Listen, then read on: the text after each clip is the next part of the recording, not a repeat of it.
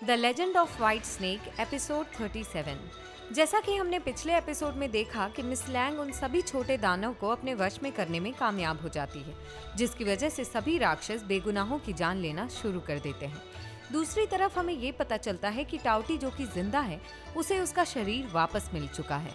वहीं दूसरी तरफ हमें ये भी पता चलता है कि ज़ीशुआन मरा नहीं बल्कि जिंदा है।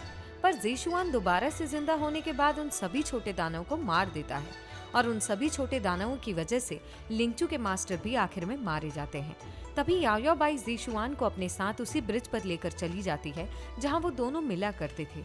अब दोनों ही एक दूसरे से इस जन्म में दोबारा ना मिलने की और एक दूसरे को ना याद करने की कसम खाते हैं और फिर वहां से अलग अलग हो जाते हैं। और अब आगे इस एपिसोड की शुरुआत में हम सबसे पहले दानव सम्राट को देखते हैं, जो कि अपने एक आदमी से कहता है कि क्या तुम जानते हो कि दुबे क्या होता है? अगर किसी को भी दुबे की मंशा हो तो वह स्वर्ग और पृथ्वी को खा सकता है, लेकिन अगर भाग्य में कुछ और लिखा हो तो उसे कोई बदल नहीं सकता। हो सकता है कि मेरे भाग्य में ही कोई कमी है। जब हम कोई योजना बनाते हैं तभी वो योजना अंतिम समय में आकर पलट जाती है। वहीं दूसरी तरफ हम याओ बाई को देखते हैं, जो कि पीच के जंगलों में थी, अपनी उस चीनी मिट्टी के आकृति के साथ कुछ सोच रही थी। सोचती है कि जब मेरे पति ने मेरे लिए ये चीनी मिट्टी की आकृति बनाई थी तो उन्होंने मुझसे कहा था कि ये चीनी मिट्टी की आकृति मुझे सभी खतरों से बचा सकती है, लेकिन फिर भी क्यों मुझे इतनी दर्दनाक हालतों से गुजरना पड़ता है? ये सब कहकर वो आखिर में रो पड़ती है। वहीं दूसरी तरफ ज़ीशुआन लिंगचू से कहता है कि मैंने योजना बनाने के लिए बहुत प्रयास किए थे और आखिरकार मुझे देवता का शरीर मिल भी गया, लेकिन फिर भी मैं उसके साथ नहीं रह सकता। मैं इस बार पूरी तरह से टाउटी से हार गया हूँ। तभी लिंगचू कहता है कि इन सब के लिए मैं भी जिम्मेदार हूँ, क्योंकि मैं ही वो था जिसने तुम्हारी मदद की। ज़ीशुआन कहता है कि 1000 साल पहले से मैं जानता था कि आप और मैं दोनों तीनों लोगों का बोझ उठाते हैं, लेकिन मुझे आखिरकार समझ में आ ही गया कि दुनिया में कोई भी सही समाधान नहीं है। ज़ीशुआन बहुत बुरा महसूस कर रहा था। अगले सीन में हम याओ बाई को देखते हैं, जो कि लगन के साथ अपनी साधना अभ्यास कर रही थी, जिसे देखकर उसकी मास्टर सोचती है कि वो हमेशा से ही प्रतिभाशाली रही है, फिर भी वो इन वर्षों में बहुत ही केयरलेस रही है और उसे हरे सांप से भी लगाव हो चुका है। तभी याओ बाई वहां आती है और कहती है कि आमतौर पर जब मैं अभ्यास नहीं करती हूँ तो भी आप चिंतित रहती हैं, पर आज जब मैं अभ्यास कर रही हूँ और उस पर पूरा ध्यान दे रही हूँ तब आपको किस बात की चिंता है? तभी उसकी मास्टर कहती है कि अगर आप कल्टीवेशन करना चाहते हैं तो आपको कानून का पालन भी करना चाहिए। कानून आखिर में क्या है? कानून स्वर्ग और पृथ्वी के बीच का एक नियम है। तभी याओ बाई कहती है कि मैं जानती हूँ कि आपको मेरी चिंता है, पर वो याओ बाई मैं 1000 साल पहले थी, अब सुधर गई हूँ।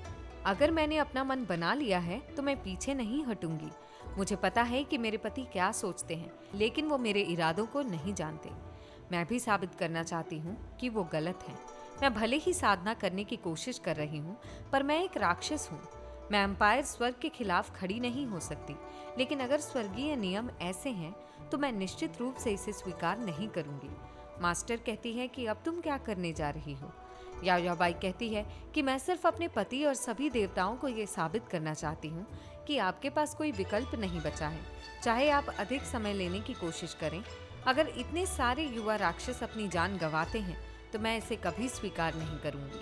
अगले सीन में हम ग्रीन सम्राट, व्हाइट सम्राट और इसके साथ एक और सम्राट को देखते हैं। ग्रीन सम्राट उन सब से कहते हैं कि मनुष्य की दुनिया एक सपने की तरह थी।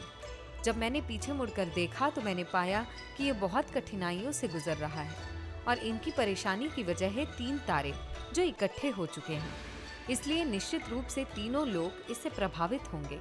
इसके बाद मुझे अंत में समझ में आया कि स्वर्गीय नियमों के तहत क्या हुआ, वो भी तब जब आप एक देवता हैं। इसके बावजूद आपको इतनी परेशानियों का सामना करना पड़ा। तभी वो सम्राट कहते हैं कि देवता मनुष्य से अधिक बलवान होते हैं। देवता क्षेत्र को मनुष्यों की दुनिया की रक्षा करनी चाहिए। इस पर ग्रीन सम्राट कहते हैं कि ये कानून अप्रत्याशित है, आप और मैं इसमें हस्तक्षेप नहीं कर सकते। इस पर सम्राट कहते हैं कि आप नहीं कर सकते, लेकिन मैं कर सकता हूँ। मुझे बस एक चीज की जरूरत है, जुक्सी पर्वत का खजाना, जो मुझे आपसे उधार में चाहिए। इस पर ग्रीन सम्राट कहते हैं कि तुमने पिछली बार कुनलुन मिरर ये कहकर उधार लिया था कि तुम उसकी रक्षा करोगे और सही सलामत वापस करोगे। इस बार तुम मुझसे फिर से चीजें उधार लेना चाहते हो? इस पर वो कहता है कि मैं आपसे कुछ समय के लिए उधार लेना चाहता हूँ। आइस मिरर माउंट जियोक्सी पर भी तो है ना, तुम आखिरकार इतने कंजूस क्यों हो? ग्रीन सम्राट कहते हैं, आप एक बुजुर्ग की तरह समझ नहीं रहे, बल्कि बच्चे की तरह जिद कर रहे हैं। तभी वो सम्राट कहते हैं कि मुझे वो दे दो, बस एक झलक देखनी है। ग्रीन सम्राट तंग हो जाते हैं और कहते हैं कि आप बड़ों की तरह व्यवहार क्यों नहीं करते? इस पर वो सम्राट कहते हैं कि ऐसा नहीं है, मैं तो सिर्फ तुमसे वो मांग रहा हूँ एक झलक देखने के लिए। और वैसे भी आपने ज़ीशुआन को मनुष्यों की दुनिया में प्रशिक्षण के लिए नहीं भेजा और वो किसी तरह अपॉथकेरी हाउस में शामिल हो गया। उसे मिस लैंग से भी नहीं मिलवाया। मुझे एक बार मंत्री से पूछना ही होगा कि उन्होंने ये सारी व्यवस्था कैसे की। ये सारी बातें सुनकर ग्रीन सम्राट तुरंत उनके पास आते हैं और कहते हैं, आप अपने उद्देश्यों को प्राप्त करने के लिए हमेशा इसी तरकीब का इस्तेमाल क्यों करते हैं? इस पर वो सम्राट कहते हैं कि मेरा तो देवता भाग्य ही खराब है। जब से मैं आप दोनों व्हाइट सम्राट और ग्रीन सम्राट से मिला हूँ, क्या मेरा एक भी दिन शांतिपूर्वक बीता है? इस पर व्हाइट सम्राट कहते हैं कि साम्राज्य के स्वर्ग में मैं तो भाग्य से भी नहीं बच सकता। चलो आओ मेरे पीछे। इतना कहकर ग्रीन सम्राट उनको अपने साथ ले जाते हैं। अब ग्रीन सम्राट उनको अपना मिरर दिखाते हैं और अब उसमें कुछ दिखाने की कोशिश करते हैं, पर कुछ क्लियर नहीं दिख रहा था। इस पर वो सम्राट कहते हैं कि आपका मिरर टूट गया है क्या? इसमें कुछ क्लियर शो नहीं कर रहा है। क्या ये आइस मिरर उतना अच्छा है जितना कि लोग इसके बारे में बातें करते हैं? रहने भी दो, अब मुझे कुछ साफ साफ नहीं दिख रहा है। और अब ग्रीन सम्राट अपने पावर्स का इस्तेमाल करते हैं। तब उन्हें पता चलता है कि कोई जानबूझकर मिस लैंग के ठिकाने को छुपाने की कोशिश कर रहा है। ये देखकर वहाँ खड़े दूसरे सम्राट भी यही कहते हैं, हाँ ऐसा मुझे भी लग रहा है, क्योंकि मैंने भी अपनी सारी पावर्स का इस्तेमाल कर लिया, लेकिन मुझे भी मिस लैंग के बारे में कुछ पता नहीं चला। अगर मुझे पता चल जाता तो मैं यहाँ तुम्हारे पास नहीं आता। इस मिरर में देखकर ऐसा लग रहा है जैसे कि वेस्ट लेक के नीचे वाटर ड्रैगन रखा हुआ है। तभी ग्रीन सम्राट कहते हैं कि ऐसा लग रहा है जैसे कि टाउटी हमें आइस मिरर की मदद से चुनौती देना चाहता है, और वैसे भी मिस लैंग के तो काफी सारे रंग हैं। इस पर वो सम्राट कहते हैं कि इसमें उसकी कोई भी गलती नहीं है, टाउटी ने उसका फायदा उठाया है। और अब वो सम्राट अपने हाथों पर कुछ गणना करते हैं। उसके बाद वो कहते हैं कि आपदा आने वाली है। इस पर ग्रीन सम्राट कहते हैं कि टाउटी के बारे में जितना हमने सोचा था, ये वो इससे भी ज्यादा डरावना है। अभी मैं इस मामले को लेकर काफी चिंतित हूँ। मुझे लग रहा है कि क्या वो अब आगे वाटर ड्रैगन को जगाने की योजना बना रहा है। ये बात सुनकर वो सम्राट चौंक जाते हैं। अगले सीन में हम याओ बाई को देखते हैं जो कि बैठकर कुछ सोच रही थी। तभी वहाँ क्रेन आ जाती है। क्रेन बैठकर सीधा याओ बाई से कहती है कि मैंने हाल ही में जो कुछ हुआ उसके बारे में सुना है। तभी याओ बाई कहती है कि हाल ही में मैं अपनी साधना अभ्यास में व्यस्त थी। तभी क्रेन कहती है, मुझे पता है कि आप थक गई होंगी, इसलिए मैं आपके लिए कुछ लेकर आई हूँ। तभी क्रेन कहती है, हम एक दूसरे को सालों से जानते हैं, अब तुम अंत में सही रास्ते की ओर जा रही हो। मैं तुम्हारे लिए बहुत ज़्यादा खुश हूँ।